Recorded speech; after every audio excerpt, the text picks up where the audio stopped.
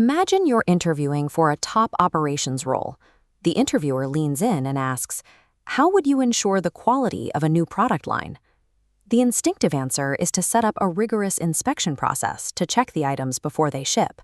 But statistics suggest that is a trap.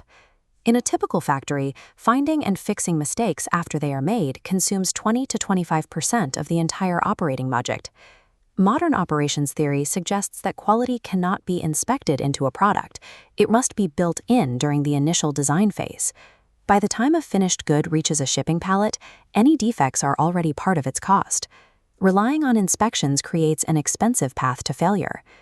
Ensuring true quality requires an organization-wide commitment to redesigning the systems that produce the goods in the first place. This approach is called Total Quality Management, or TQM. It treats quality as an obsession that spans from the design room to the factory floor. Disney theme parks are a textbook example. Managing 40 square miles of attractions requires an unending focus on quality and innovation at every touchpoint. To understand the financial stakes, we look at the cost of quality. Businesses lose money through internal failures caught inside and external failures that reach the customer. Firms counteract this by investing in appraisal and prevention, designing systems that stop defects entirely. Data shows that every dollar spent on prevention typically saves $10 in failure and appraisal costs. This makes TQM a strategic tool for preserving capital and increasing the firm's reliability in the marketplace.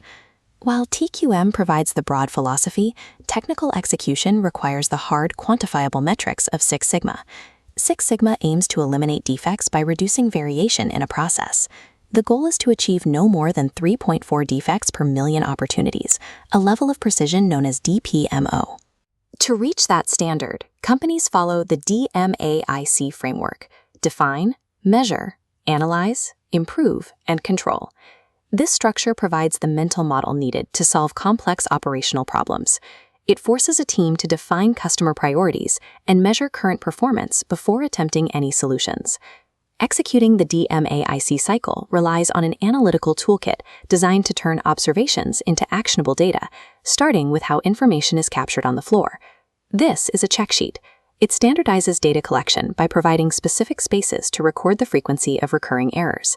Here, tally marks track machine downtime, showing exactly how often carton transport or bad product issues stop the line. That data is then mapped onto a run chart to track trends over time. This trend line shows that while the monthly average is 1,951 deliveries, the volume spiked to 2,400 in July, identifying if a problem is a one-time event or a systemic trend. Teams use a Pareto chart to determine where to focus their energy. In this dataset, late deliveries account for 1,890 complaints, nearly 9 times the volume of the next highest category. This visualization helps the team prioritize the primary failure point. Once the primary problem is identified, the cause and effect or fishbone diagram breaks down the root causes. It sorts variables into categories like machinery, people, methods, and materials to show how different parts of the operation contribute to a central failure. These tools allow a team to move past guessing. They provide the statistical evidence required to prove exactly where a process is failing. The improve and control phase of DMAIC addresses these root causes by focusing on the physical design of the work. This introduces Poka-yoke, or fail-safe design. The principle is that while people will always make errors, clever system design can prevent those errors from becoming defects. Practical examples include part kitting boxes, where a worker is given a tray with the exact number of springs needed for a job. Digitally, software that asks if you want to save before closing a document acts as a Poka-yoke to prevent data loss. In a true Six Sigma environment, the goal is to design the process so that making a mistake is physically or digitally impossible for the operator. Companies seeking to prove this level of excellence to international partners pursue global certifications, such as ISO 9000. ISO 9000 provides an international reference for quality management, while ISO 14000 covers environmental standards. In most global supply chains, these certifications are required to compete for major contracts. This leads to an observation by the renowned quality expert W. Edwards Deming. Less than 20% of quality problems are actually caused by the workers themselves. The vast majority of failures originate in the system's design. Successful candidates don't look to blame the line worker for defects. Instead, they use frameworks like DMAIC and statistical tools to fix the underlying system, protecting both the customer's experience and the firm's triple bottom line.